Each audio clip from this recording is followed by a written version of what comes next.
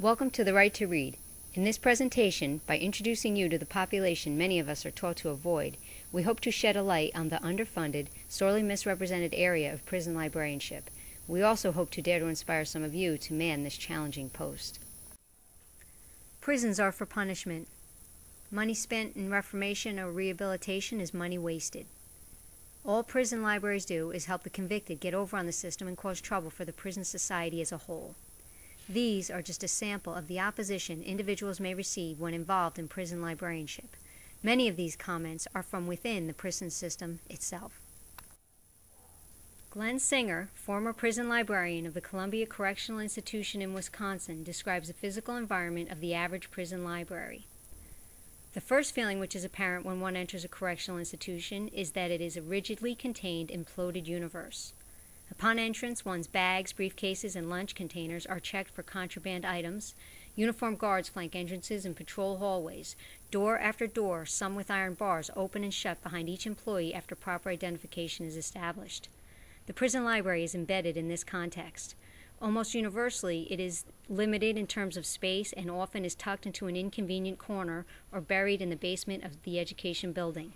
This space is usually split between a general and a law library. The area is often Spartan, either by design or necessity. Bare tile floors, concrete block walls, acoustic tile drop ceilings, no air conditioning in the summer, and inadequate heat in the winter. These are the conditions a prison librarian should expect to face day in and day out. I've been incarcerated. She's 19, and I left when she was 8. So a lot of my teaching, a lot of my raising was through the mail or over the phone. How the library helped me is sometimes I would ask her what book she was reading in school and come to the library and try to find the same thing so we could discuss it. And as I said, I can relate to her better.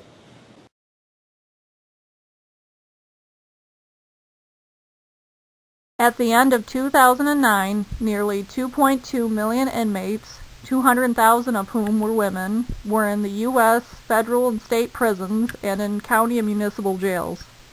As of 2008, the U.S. is number 1 for the rate of incarceration in the world, with 743 prisoners per 100,000 population.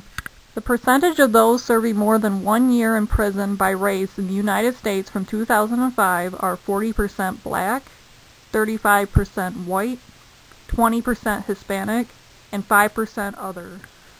According to the National Adult Literacy Survey, 70% of inmates scored at a below 4th grade literacy level. 68% of all state prisoners didn't receive a high school diploma. Literacy and educational classes offered in prison libraries may truly benefit prisoners in terms of learning how to read and write and preparing and taking the General Equivalency Exam, also known as the GED.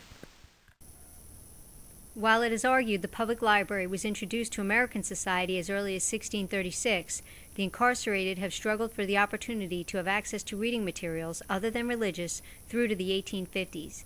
In 1802, religion was the first to crusade for a prisoner's right to read, wherein the Kentucky State Reformation established a small library of religious books. It is not surprising the first prison librarian was a chaplain.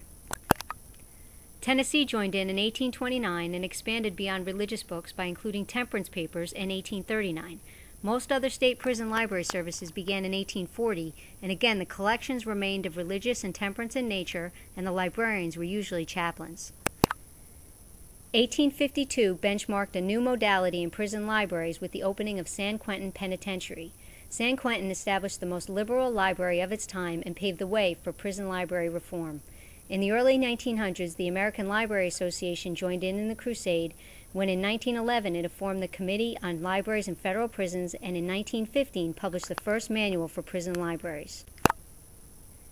In 1930, the ALA took notice of the book written by Austin McCormick. McCormick's book focused on the necessity of the prison library, including the value of the library as a proponent of education to inmates rather than forcing religious beliefs upon them. His book also pointed out the lack of formal training prison librarians had at that time. His book explains only one individual in the entire nation's penal system had formal library training. By the early 1950s, the education modality had superseded the former punitive and religious modalities of prison librarianship initiated in the 1800s. 1962 marked the passing of the Library Services and Construction Act, which provided federal assistance for library services. This also included prison libraries. The direction of the prison library in today's society requires advocates for its services. The local libraries help by providing materials to prisons within their community, but funding from the state and prison system itself usually gets diverted away from the library. Without the prison librarians' advocacy for the prisoner's right to read, this historical timeline will cease to support this constitutional right. Another requirement of the prison library is its legal section, or law library, which enables the prisoners to 1. Assist in the defense of their trial and appellate process, and 2. Understand and know their legal rights. By law, every prison library is required to have a law library available to prisoners, the requirements of which have been argued through the Supreme Courts in Lewis v. Casey. Lewis v. Casey began in 1984 as a class action lawsuit by prisoners against the Arizona State Penitentiary System for inadequate law library facilities. In the first order from this court, the state penitentiary system agreed to improve prisoner access to legal materials. Yet the prisons only allowed inmates to use the library on a very limited and arbitrary schedule and forced many prisoners to pay for basic supplies for filing cases, such as paper and stamps, even if it meant they had to forego other necessities to do so. In 1990, Lewis v. Casey entered the federal system when the prisoners reclaimed that the state of Arizona continued to fail to meet the prisoners' legal rights. The Ninth Circuit judge in the matter issued a detailed order that laid out very specific requirements for maintaining a constitutionally acceptable level of legal library access at the prison. Arizona later appealed the Ninth Circuit's decision to the U.S. Supreme Court, who handed down their decision in 1996. In his legal opinion, Justice Antonin Scalia dealt a severe blow to the rights of the incarcerated by determining that prisoners do not have an abstract freestanding right to a law library. It was this decision that paved the way for correctional institutions across the country to diminish the tradition of the prison law library. It is for this reason, this case, prison librarians need to advocate for the cause of prison libraries and push for the rights of this small, underrepresented section of our society.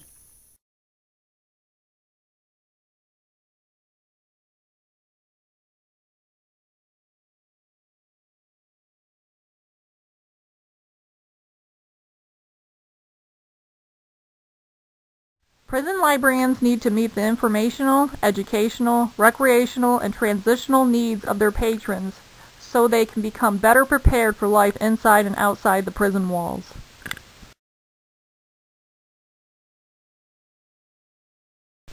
So what can prison librarians do?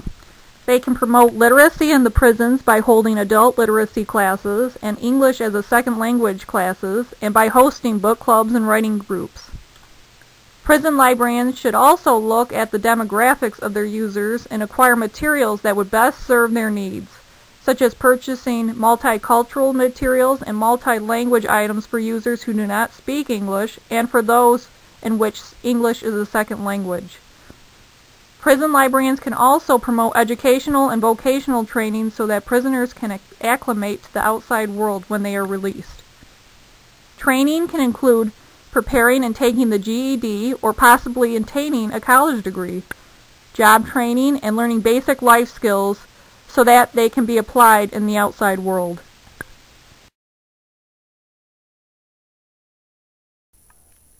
While librarianship, no matter how you look at it, cannot exist without serving some deserving section of our community, it is not difficult to see why prison librarianship may often be the road less traveled.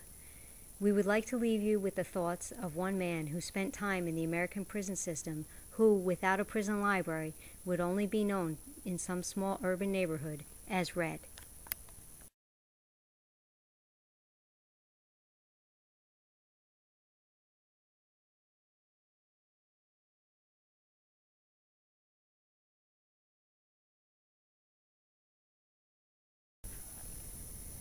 Thank you for giving us your time and attention to this presentation.